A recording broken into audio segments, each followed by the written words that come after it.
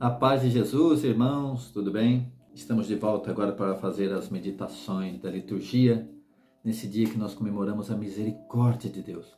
Então é um dia de alegria, e você vai perceber nessas leituras, nessas 4 leituras de hoje, que todas falam da misericórdia, falam da alegria, falam de Jesus vivo e ressuscitado no nosso meio. E não há motivo de alegria maior do que Jesus ressuscitado e vivo no nosso meio. Bom, então vamos começar. Atos dos Apóstolos, capítulo 2, a partir do versículo 42. Estamos aqui no dia de Pentecostes e aqui é descrito como é que nasceu a nossa igreja, como é que eles conviviam. Atos 2, 42. A vida da primeira comunidade. Eles eram perseverantes no ensinamento dos apóstolos, na comunhão fraterna, na fração do pão e nas orações. Apossava-se de todos o temor, e pelos apóstolos realizavam-se numerosos prodígios e sinais. O que são prodígios e sinais? Os carismas. Havia acabado de acontecer o Pentecostes, então se manifestam os carismas. E os carismas são manifestações do Espírito Santo. Então, por causa desses prodígios e milagres, se apossava das pessoas esse temor, essa reverência às coisas de Deus. Versículo 44. Todos os que abraçavam a fé viviam unidos e possuíam tudo em comum. Olha a solidariedade. Vendiam suas propriedades e seus bens e repartiam o dinheiro entre todos, conforme a necessidade de cada um. Perseverantes e bem unidos, frequentavam diariamente o templo. Primeira coisa, o templo. Partiam o pão pelas casas. Então era no templo e era nas casas. Havia 2 momentos dessa comunidade. Primeiro lá na igreja e depois nas casas de família.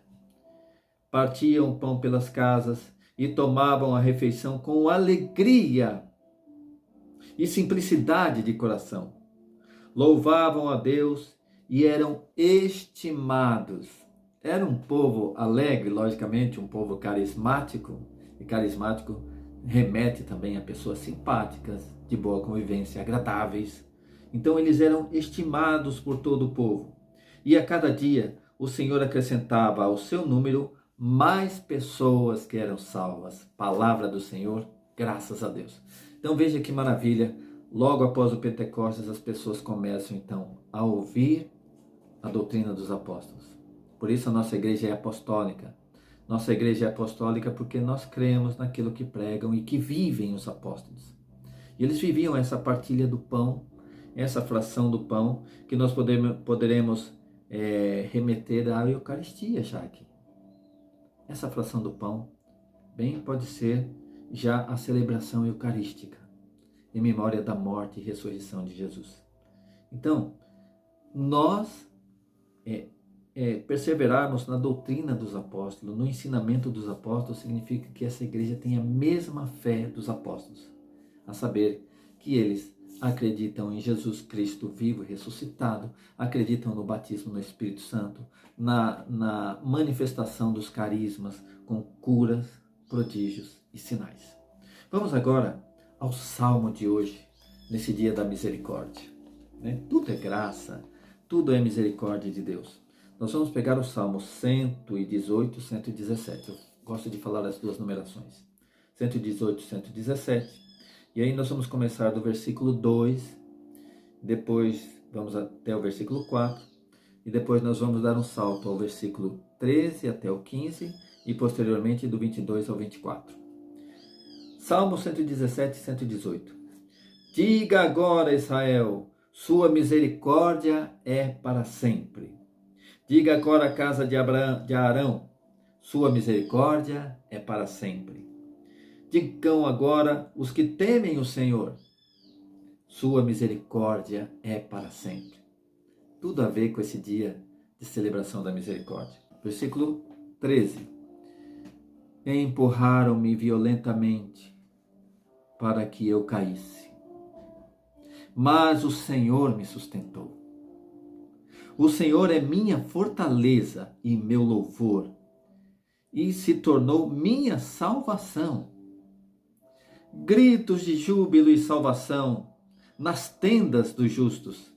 A mão direita do Senhor atuou com poder. Agora versículo 22. A pedra que os construtores rejeitaram tornou-se a pedra angular. Pelo Senhor é que se fez isso, e é admirável aos nossos olhos. Este é o dia que o Senhor fez. Exultemos e alegremo-nos nele. Aleluia. Glória a vós, Senhor. Que salmo maravilhoso, irmãos. Cantando a misericórdia de Deus, sua misericórdia é para sempre. Cantemos isso também. A misericórdia não foi no passado, não é só para agora. A misericórdia é para sempre, como para sempre é o amor de Deus. Um Deus que cuida de nós. Empurraram-me violentamente para eu cair, mas o Senhor me sustentou. Quem me segurou foi Deus, com seu amor de Pai. Quantos de nós vivemos essa experiência, né? Cercados de inimigo, volta e meia no trabalho, mesmo na convivência em família, na igreja, alguém empurra, alguém faz uma armadilha e violentamente, mas o Senhor nos sustenta. Depois, a pedra que os construtores rejeitaram tornou-se a pedra angular. Eu sempre quis saber o que era essa pedra angular, e aí eu fui pesquisar no Google, né? E era uma pedra que os construtores usavam para ter um ângulo perfeito, aquele ângulo de 90 graus. Então essa pedra era colocada ali naquele ângulo para que a parede que saísse para cá saísse retinha e a parede que saísse para o outro lado também saísse retinha, tendo um ângulo perfeito, né? Por isso é pedra angular, um ângulo de 90 graus para que a parede não ficasse torta, não ficasse com ângulo torto, a construção não ficasse num quadrado perfeito, vamos dizer assim. Também há uma outra explicação, porque quando eles construíam aqueles portais com a borda, com a parte mais alta redonda, bem no encontro entre essas pedras, se colocava uma pedra ali no meio, num formato de ponta, para que as duas colunas comprimissem essa pedra para cima, né? Porque ela é em formato assim, para cima, e a lei da gravidade puxa a pedra para baixo, então ela nem sobe nem desce, e ela sustenta as duas colunas. Assim é Jesus, que sustenta a doutrina do Antigo Testamento e do Novo. Ele está ali no meio. Ele é a pedra angular, que foi rejeitada pelo seu povo, Israel, pelos judeus, mas que se tornou a pedra angular, unindo o Antigo e o Novo Testamento. A nova criação, a nova igreja. A pedra, Jesus, que os construtores rejeitaram, tornou-se a pedra angular. O Senhor, o Cristo, nosso Salvador. Aleluia, glória a Deus. Vamos agora à segunda leitura, que é da carta de São Pedro. Olha só como que é a nossa fé apostólica. Do apóstolo São Pedro. São Pedro, capítulo 1, versículo 3. Esperança viva. É importante nós sabermos o que é que pregavam os apóstolos. Então, se os primeiros cristãos perseveravam na doutrina dos apóstolos, certamente Pedro pregava ali, certamente. Então, o que é que pregava Pedro? Vamos ver aqui. Essa carta de 1 Pedro, vamos ver um trecho do que é que pregava São Pedro, para que a nossa fé também seja uma fé apostólica. E diz aqui São Pedro, primeira carta de Pedro, capítulo 1, versículo 3. Bendito seja Deus, o Pai de nosso Senhor Jesus Cristo, em sua grande misericórdia. Vou repetir, sua grande misericórdia, pela ressurreição de Jesus Cristo dentre os mortos, ele nos fez nascer de novo, uma vida nova, antes condenados, agora salvos. Nos fez nascer de novo para uma esperança viva, para uma herança que não se desfaz, não se estraga, nem se altera, e que é reservada para vós nos céus. Nos céus, obra de misericórdia de Deus, reservada para vós nos céus. Graças à fé e pelo poder de Deus, estáis guardados para a salvação. Irmãos, nós estamos guardados para a salvação, que deve revelar-se no último tempo, na volta de Jesus. Isso é fonte de alegria Por isso hoje uma celebração de alegria, a festa da misericórdia. Isso é fonte de alegria para vós, embora seja necessário que no momento estejais por algum tempo aflitos, por causa de várias provações. Veja que na primeira leitura diz que o povo de Deus cativava a simpatia de todo o povo. Naquele primeiro momento, no dia de Pentecostes, ainda não estavam acontecendo as perseguições. Eles ainda cativavam a simpatia de todo o povo. Agora, quando Pedro está escrevendo essa carta, é um tempo depois, aí eles já estavam passando por perseguições, provações, condenações, flagelos. Então Pedro fala assim, olha, é motivo de embora estejais passando por aflições, por algum tempo aflitos por causa de várias provações.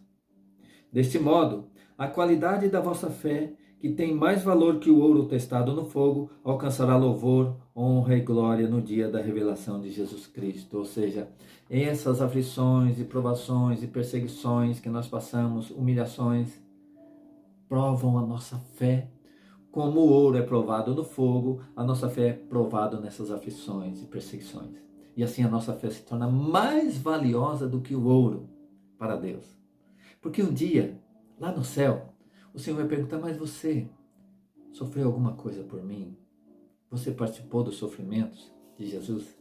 E aí você vai lembrar daquilo que te aflige hoje, daquilo que te machuca hoje. E vai dizer, sim, Senhor, eu passei, mas eu fiquei de pé. E aí essa fé provada valerá mais do que o ouro. Posso dizer hoje, vale mais do que o ouro. Então persevere, irmãos, mesmo passando de sabores, desgostos, às vezes dentro da igreja, continue, persevere, porque isso é fé comprovada, é fé passada pelo fogo. Eu vou ler de novo. Desse modo, a qualidade da vossa fé, que tem mais valor que o ouro testado no fogo, alcançará louvor, honra e glória no dia da revelação de Jesus Cristo, na volta do Senhor. Sem terdes visto o Senhor, vós o amais. Que frase linda! Sem terdes visto o Senhor, vós o amais. Sim, porque nós não vivemos aquela época. Nós não vimos. Mas sem termos visto, nós o amamos. E é verdade, Jesus. Nós o amamos, Senhor. Sem que agora o estejais vendo, porém, crendo nele, experimentais a alegria inefável. É verdade. Uma alegria e uma paz que excede a todo entendimento. A paz que vem de Jesus, né? Sem que agora estejamos vendo, porém, crendo nele, nós experimentamos uma alegria inefável e gloriosa, pois obtereis a meta da vossa fé. Nós vamos obter a meta da nossa fé, o objetivo da nossa fé. E ele diz aqui, obtereis a meta da vossa fé. Qual que é? A vossa salvação. Aleluia. Isso é promessa, irmãos. A nossa salvação nós vamos obter. Essa é a meta da nossa fé. Palavra do Senhor, graças a Deus. Por fim, vamos ao evangelho de hoje, evangelho de João, que vai falar disso também, das pessoas que creem sem ter visto. Que é o próprio Jesus falando, ali foi São Pedro falando, né, um apóstolo. E Jesus, o que é que falou daqueles que creem sem terem visto? João, capítulo 20, versículo 19. E aí Jesus aparece aos apóstolos.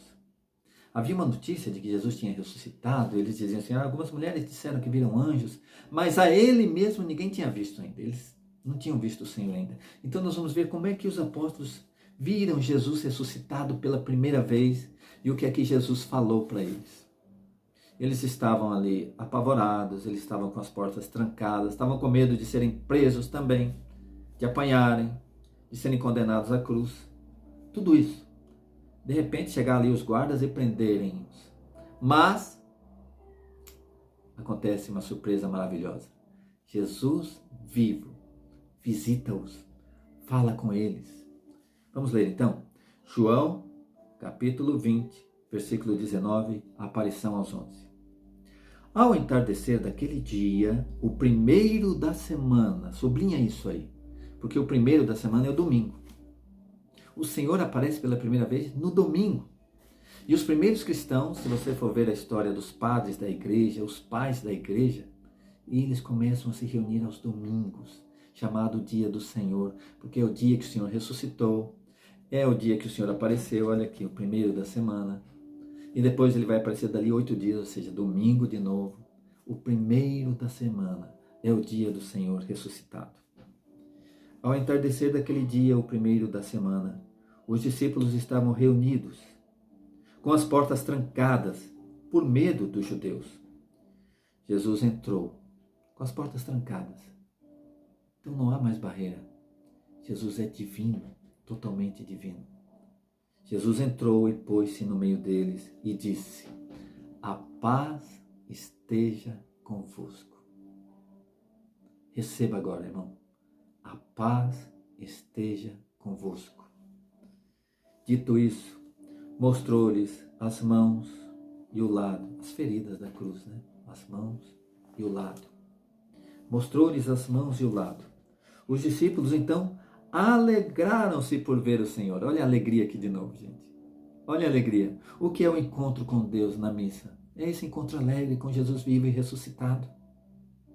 Sim, toda a celebração é mistério pascal. É encontro com Jesus ressuscitado. Eles alegraram-se por ver o Senhor. Jesus disse de novo: a paz esteja convosco, porque eu creio que eles ficaram atônitos. E Jesus repetiu: a paz esteja convosco. Como o Pai me enviou, eu também vos envio. Agora é muito sério isso aqui. Porque como o Pai enviou Jesus para evangelizar, para pregar, para anunciar, para curar, para restaurar a vista aos cegos, anunciar a conversão e a salvação, da mesma forma, Jesus nos envia. Jesus te envia.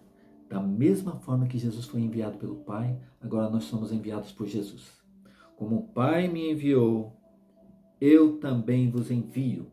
E dito isso, soprou sobre eles e falou: recebei o Espírito Santo. Aqui é uma descrição do Pentecostes. Segundo João, Jesus soprou.